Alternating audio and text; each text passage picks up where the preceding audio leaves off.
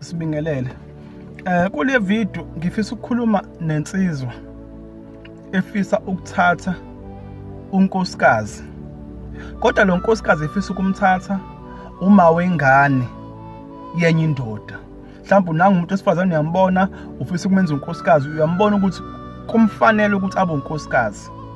Now, imiphi imigudu noma iziphi izinto ekumele ukuthi uyinote njengoba uzothatha uma wengane yomunye umfana noma yenye indoda. So there is no need ukuthi abazali bakhe babize izumbulu zeimali engathi kulotshola intombi into. No. There is no need futhi ukuthi abazali bazofuna 11 cows ngomuntu osezele wazalela enye indoda. Yabo, because lo muntu osezomthatha uzokwenza ubulungiswa yena. So inani liyehla. Asikho nje isidingo lesincane sokuthi kubizwe izumbulu ezingaka. Futhi okwesibili, abakhongi mebefika ngaphandle abakhuleki. Ngobani? Mukhuleka kumele usho ukuthi uphethe inkomo kaMa nenkomo kaBaba. Inkomo kaMa esuke singasekho. Pho yini oyikhulekelayo ngaphandle kwesango kuma wengane?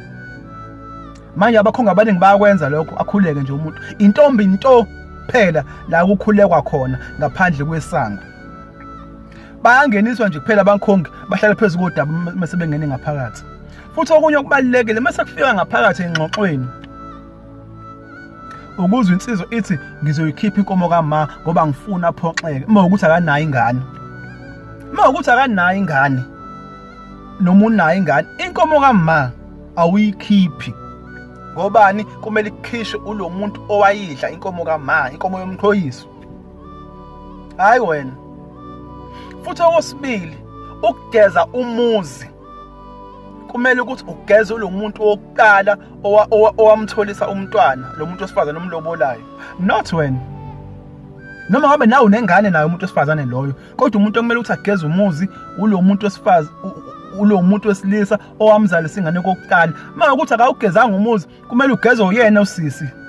Noma umakoti wakho omlobolayo before yolobola. Kube ukuthi umuzi usugeziwe. Ageze nezintombi esemoyini neziphilayo. Now, uma ke sekungena amalobola, inani lehlika, kuqhubeke uma sekufika isikhathi sokuthi uyacacelwa, Nsizwa.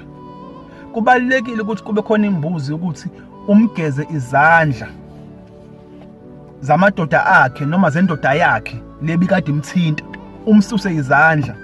Ngoba meke wangamsusa izandla, wangamgeza ngembuzo ukuthi umsuse izandla, kuyohlala kuvuke ukuthi mina usibuka engithinta kamnandi, mina uJuna wengithinta kamnandi, nendlela ongithinta ngayo ngeke angawuzwa nje kahle.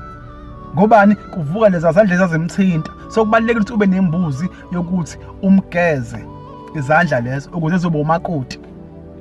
Ungezwe nje uzwe sekuthiwa omakoti bayafeba banje uthola ukuthi insizwa yasijomba leso stage, yajaha phambili, yajaha ukumfaka endlini.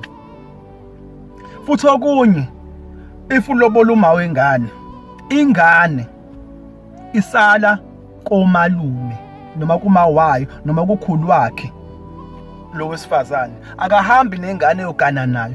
If kukuthi kuyamsinda ukuthi ahambe yedwa ayogana, then asikho isidingo sokuthi agana, akahlale ekhaya akhulisa ingane yakhe.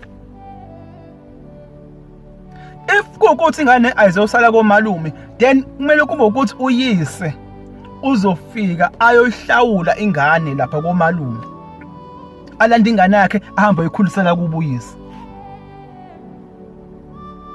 Awuthuka amakhaya ayo, ikomalume kwayingane nakubo kwayise. Awukwazi ukuthatha ingane uhambe nayo uye kwesinye isibongo uyoganela khona, awukwazi ukwenza lokho. Futhi nawe nje unalo ilungelo ukuthi ungakuvumi lokho, because vele kusuke kuphambene nokwenza. So kubalekile ukuthi sizi-understand lezi zinto kakhulukazi kumuntu ofisa ukuthi aganwe uma wengane. Siyabonga kakhulu.